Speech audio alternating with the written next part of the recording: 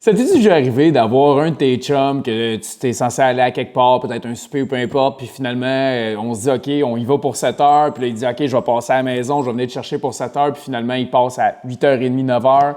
Ou de l'autre bord, peut-être, je sais pas moi, ton boss, finalement, il te dit, hey, pour le prochain trimestre, donne-toi, il va y avoir une augmentation de salaire ou un bonus à la fin de ça que tu vas pouvoir toucher. Il faut juste que tu atteignes ça, puis tu te défonces pendant ce trimestre-là pour être capable d'atteindre ces objectifs-là. Puis finalement, tu arrives au bout de ce trimestre-là, puis il n'y a pas de bonus, il n'y a pas d'augmentation de salaire, il n'y a rien de tout ça. Pas mal certain qu'une situation comme ça, dans ces eaux-là, tu es déjà arrivé à quelque part dans ta vie. Puis je t'invite juste à te rappeler à ce moment-là, comment est-ce que tu te sentais là-dedans? Tu te sentais-tu bien ou tu te sentais pas bien? La réalité, c'est que généralement, tu te sens pas très bien là-dedans. Puis le phénomène qui se passe en arrière de ça, c'est que généralement, tu perds un petit peu la confiance envers cet individu-là. Hein? Fait que tu sais, ton chum qui est toujours en retard, bien finalement, qu'est-ce que tu fais? Tu lui dis, viens-t'en à la maison pour telle heure, qui est 1 heure avant le rendez-vous, comme ça, tu t'assures d'être à l'heure, puis ton boss, bien, finalement, tu fais juste plus croire à ce qu'il te dit. Donc, on perd souvent la confiance des gens à travers ça. Bien, ce genre de situation-là qu'on vit dans notre vie de tous les jours, c'est une situation que tes prospects vivent fort probablement avec toi parce que c'est quelque chose qui se transfère à 100% dans les ventes, ce phénomène-là. Et ce phénomène-là, bien, ça se trouve où réellement? Bien, ça se trouve dans un paquet de sphères de ce qu'on fait. Ça se trouve dans, des fois, tu arrives en retard à un rendez-vous, hein? Fait que ton rendez-vous commence à 15h, mais tu arrives à 15h03 ou même peut-être encore plus que ça. Ou de l'autre bord, tu dis à ton prospect, hey, on va se rappeler à telle heure, telle date, puis finalement, tu ne le rappelles pas à telle date ou telle heure, ou en fait, tu ne le rappelles pas pantoute, puis c'est lui qui est obligé de te rappeler. Ou de l'autre bord, peut-être que tu l'as vécu dans d'autres sphères, exemple, que tu dois y envoyer une ressource, que tu dois y envoyer un devis, une soumission, puis que finalement, ben, tu dis, je vais t'envoyer ça aujourd'hui, puis tu y envoies le lendemain ou le lendemain, puis peut-être même encore entre-temps, il te l'a demandé parce qu'il attendait. Donc, toutes ces situations-là, c'est des situations que les vendeurs, malheureusement, sont exposés d'une manière assez quotidienne et c'est un énorme problème parce que d'avoir un écosystème qui est bâti de cette manière-là où est-ce que tu promets des choses aux gens puis que tu délivres pas toujours exactement la marchandise que tu as dit que tu allais délivrer, que ce soit tes retards, que ce soit ce que tu allais envoyer, ça crée énormément des pertes de confiance. Puis en vente, qu'est-ce qu'on veut? On veut que les prospects abordent dans la grande promesse qu'on leur fait, la grande promesse de ce qu'on leur vend dans le produit, dans le service qu'on vend, indépendamment de ce qu'on vend. On veut qu'ils abordent là-dedans. Pourtant, on les perd toutes dans les micros-engagements. Donc, on veut qu'ils s'engagent sur une grosse promesse, mais on n'est pas capable de leur démontrer qu'on est capable de délivrer dans des petites promesses. Puis, peut-être que toi, dans ta tête, tu te dis actuellement, « Ouais, mais tu sais, c'est juste 1 minute, c'est juste 2 minutes, c'est juste 3 minutes, mon retard, c'est pas grand-chose. » Mais la réalité, c'est que c'est toute la différence. Parce que ce qu'il faut que tu comprennes, c'est que ton prospect, d'un point de vue conscient ou subconscient, est toujours en mode analyse. Est toujours en mode analyse, est-ce que ce qu'il me promet, bien, je peux y faire confiance avec ce qu'il me promet? Puis si la réponse, c'est oui, parce que tu délivres toutes les affaires de la bonne manière, puis que tu crées un environnement qui est, je vais le dire comme ça, qui est parfait, qui laisse aucunement place à interprétation de qu'est-ce qui pourrait se passer s'il y a une vente qui se produit ici, donc que tu es sharp sur tout, bien, la réalité de ce qui se passe avec ça, c'est qu'il va te faire confiance à partir de là. Et si tu lui donnes un paquet de micro-signes comme ça, sur lesquels que, bien, Colin est un petit peu en retard, Kirin, j'ai dû courir après mon devis, Kirin, j'ai dû courir après mon suivi, bien, c'est là où est-ce que le prospect perd sa confiance envers toi dans des micros-engagements, puis qu'au bout du compte, bien, il va te dire quelque chose comme « je vais y penser ». Il va y penser parce qu'il n'est pas sûr qu'il te fait confiance. Puis, tu sais, HubSpot nous a sorti une stat quand même assez impressionnante dernièrement. Ils ont analysé la confiance des clients envers les vendeurs. Puis, ils se sont rendus compte que 97% des gens ne sentaient pas qu'ils pouvaient faire confiance à un vendeur. 97% des gens, c'est quand même beaucoup de gens à Metz. Je veux dire, tu sans appel, 97% de ces gens-là étaient sur leur garde. C'est quand même assez impressionnant. Donc, je viens de le dire, ces gens-là sont sur leur garde. Fait que, sais-tu c'est quoi? Faut pas que tu fasses dans un appel, faut pas que tu lui donnes des raisons d'être sur ses gardes. Faut pas que tu lui donnes des raisons de ne pas te faire confiance. On le sait qu'une vente se produit dans un écosystème où est-ce que les gens te font confiance. Hein? On ne donnera jamais notre argent à quelqu'un qu'on ne fait pas confiance. Alors, c'est super important dans des choses qui demandent littéralement aucune compétence, c'est-à-dire ta ponctualité, envoyer un devis, toutes ces petites affaires-là qu'on fait en termes de petites actions, en petites activités dans le grand scheme of things de ce que c'est les ventes. C'est important d'être très, très sharp là-dedans parce que c'est des endroits qui peuvent apporter une perte de confiance énorme par le prospect envers toi, tout simplement. Donc, on veut devenir bon dans des endroits comme ça où est-ce que ça ne demande aucune compétence parce que tu sais quoi qui va se passer si tu es sharp là-dessus? Tu vas avoir plus de conversion parce que les gens vont juste te faire plus confiance puis on achète à des gens avec qui on a confiance réellement. Puis, j'en parle parce que la réalité, c'est que Vous avez peut-être vu le podcast, puis sinon allez voir dans les podcasts précédents, on parlait d'un typique vendeur, que c'est le plus gros combat qu'on vit dans nos appels. Puis je vais juste le répéter, le concept ici, c'est que la chose qui fait en sorte que les gens ne te font pas confiance, ultimement, c'est qu'ils te perçoivent comme un typique vendeur. Le typique vendeur, donc tu peux déjà te dresser la caricature d'un typique vendeur. Je suis certain que tu reconnais plein de comportements dans ton subconscient en ce moment. Hein? Il manipule, met de la pression, tout ce genre de petites choses-là. Et qu'est-ce qu'on peut rentrer dans cette caricature-là? Ben, on peut rentrer aussi un manque de ponctualité. Comment est-ce qu'on est perçu dans le point de vue des prospects? On est perçu comme des gens qui sont peu fiables. Donc, la ponctualité, ça fait directement un apostrophe sur la fiabilité. Donc, si je suis ponctuel, je suis déjà plus fiable que le gars qui est 1, 2, 3 minutes en retard. Si je t'envoie mon devis dans les bonnes grâces, exactement comme que je t'avais dit que je t'allais te l'envoyer au bon moment, ben encore une fois, ça vient juste cocher des cases où est-ce que je suis fiable. Donc, je suis à l'encontre de ce qui est un typique vendeur. Tu ne me perçois pas actuellement comme un typique vendeur parce que je n'agis pas comme un typique vendeur. Donc, on le sait que c'est notre plus grand combat, puis pourtant, on va adopter un paquet de comportements dans nos appels qui fait en sorte, ou dans nos rencontres, qui fait en sorte que les prospects, bien, ils vont nous percevoir comme ça. Donc, on veut les éliminer, puis c'est de ça qu'on est après parler.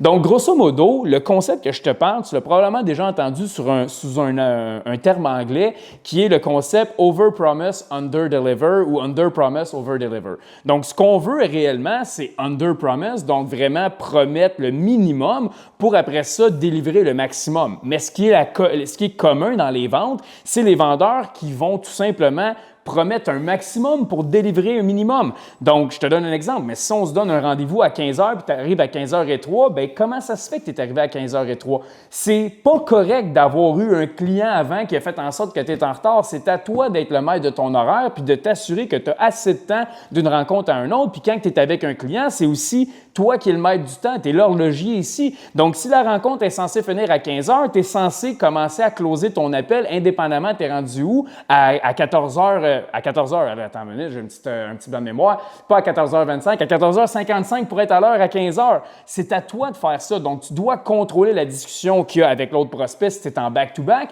puis c'est à toi de t'assurer que tu n'es pas pris dans le trafic ou que peu importe qui va arriver, quelque chose qui fait faire que tu vas être en retard.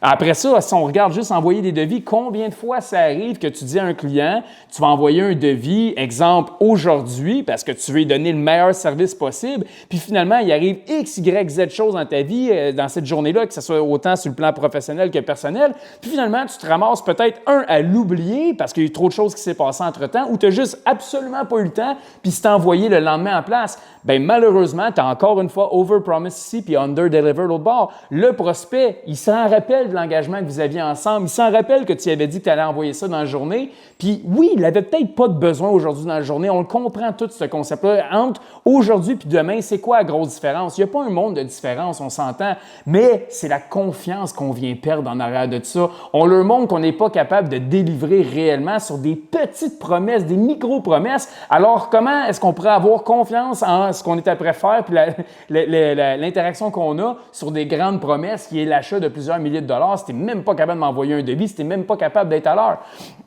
Je vais vous parler par expérience personnelle, mais dans mes dernières grosses interactions de vente, que ce soit achat-vente de maison, que ce soit achat-vente de véhicules, savez-vous c'était quoi la ponctualité du vendeur en question dans les deux scénarios? On parle de au moins 30 minutes en retard à notre rendez-vous. Dans quel monde est-ce que ça peut faire du sens? Hey, je comprends que pour la vente de maison, tout ça, tu te déplaces à ma maison puis tout ça, mais c'est dans les grâces de ton travail de t'assurer que tu vas être à l'heure à la maison avec le trafic puis tout ça. Mes vendeurs de mon équipe de vente, c'est une règle. Tu es censé être minimalement 5 minutes en avance à la maison de ton prospect quand tu fais un présentiel. Sinon, tu es en retard. Puis ça, c'est quelque chose que mon père m'a appris. Si t'es pas en avance, t'es en retard dans la vie, tabarnak. Fait que, il faut que tu arrives en avance. Puis, guess what? Le prospect, il voit ton véhicule parké devant la maison quand tu arrives puis tu attends 5 minutes dans le char parce que tu es après relire tes notes. Il voit ça. Puis, il voit aussi quand tu arrives 5 minutes. Puis, même si tu as une belle excuse en disant « Ah, excuse-moi, il y avait un petit peu de trafic puis tout ça », ça reste que le dommage est déjà fait, le mal il est déjà fait.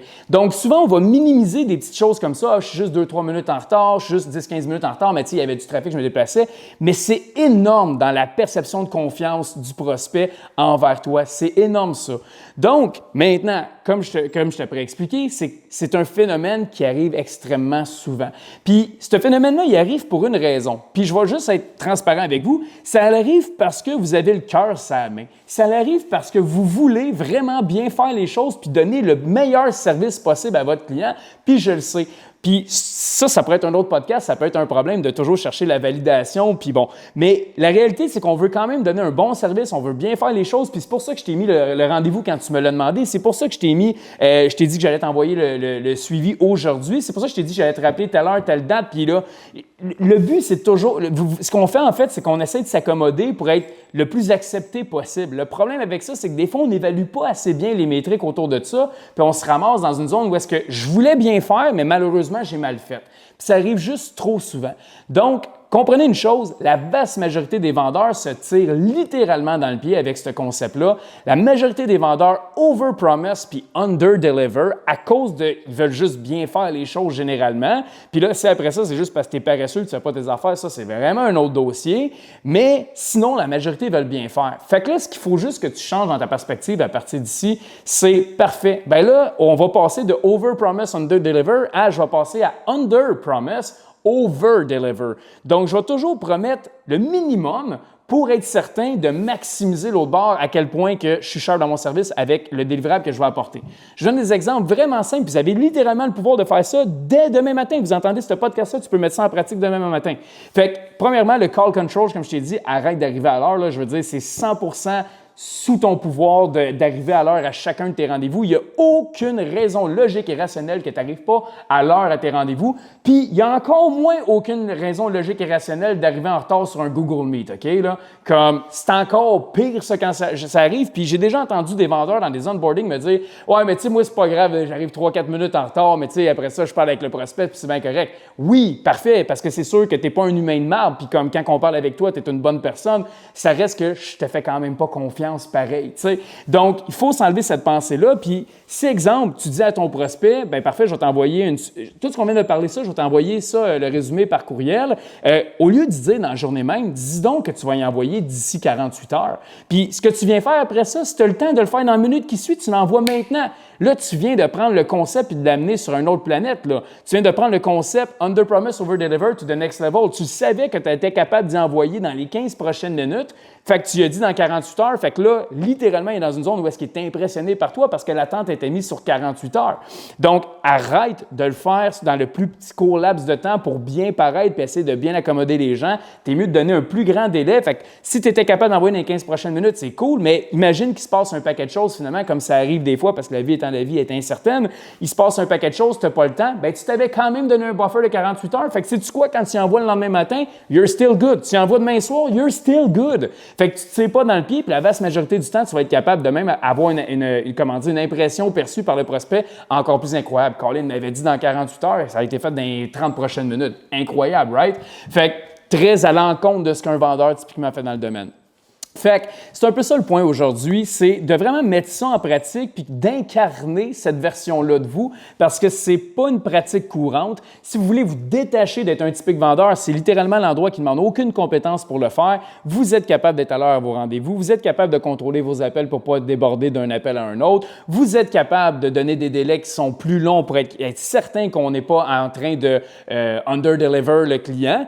Vous êtes capable de tout faire ça, puis je vous dirais même à ça, petit bonus ici, quand que vous dites que vous allez faire quelque chose, pensez toujours comment est-ce que je pourrais le faire mieux, puis comment est-ce que je pourrais que ce soit juste l'expérience toujours un petit peu plus wow. Ce que je veux dire avec ça, c'est que, tu sais, je pense que dans les concessionnaires, ils font de quoi de super bien, puis c'est juste de prendre ce concept-là, mais tu sais, quand le vendeur vient te voir, puis il n'est pas une demi-heure en retard, mettons, comme ça m'est arrivé plusieurs fois, parce qu'on avait un rendez-vous de prévu, tu sais, il arrive avec une petite bouteille d'eau. Tu sais, c'est des affaires qui sont vraiment niaiseuses, puis si vous lisez Leave Influence, vous allez comprendre bien des affaires avec ça, mais tu sais, c'est des petites affaires qui font... C'est toujours... Le service est toujours un petit peu plus haut de gamme. Puis si vous êtes juste un peu créatif, vous prenez le temps, il y a plein de choses que vous pouvez penser puis réfléchir comme ça qui vont rehausser le service. Donc, over-deliver again. Donc, on reste toujours dans le spectrum. Comment est-ce que je suis capable de toujours délivrer un meilleur service? Mais tu sais, je vous donne un autre exemple. Fait que tu sais, ça, c'est juste de prendre le concept puis de l'appliquer. Mais encore une fois, tu envoies une soumission par courriel, par exemple. Qu'est-ce que tu peux faire? Bien, j'ai dit que j'allais y envoyer une soumission. Ce que tu fais, c'est que tu y envoies aussi un vidéo Loom qui vient avec. Donc, un screen record, finalement,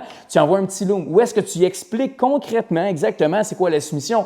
Fait que toutes les soumissions qu'il reçoit en ce moment, bien, c'est la tienne qui ressort parce qu'il y a une vidéo qui vient avec, puis en plus, tu prends le temps d'y expliquer. Donc, tu détonnes encore une fois, tu over-deliver. Il s'attendait à recevoir une soumission bien standard, puis finalement, il y a eu une soumission standard comme qu'il voulait, mais il y a aussi une vidéo qui va y expliquer encore mieux dans les détails. Fait qu'il y a un paquet de choses comme ça que tu peux faire pour être toujours dans les bonnes grâces d'over-deliver, mais de grâce, je veux dire, tout ce que tu fais au niveau de ta ponctualité, tout ce que tu fais au niveau de tes rappels, de tes suivis, de tes envois de ressources, il faut que tout le temps, tu over-deliver puis tu under-promise. C'est le name of the game. Si tu mets ça en pratique, ton taux de conversion va augmenter sans même t'aller lever le petit doigt. Fait que c'est juste un petit changement de perspective comportementale que tu as besoin de faire ici. Tu n'as pas besoin d'être plus compétent pour faire plus de ventes.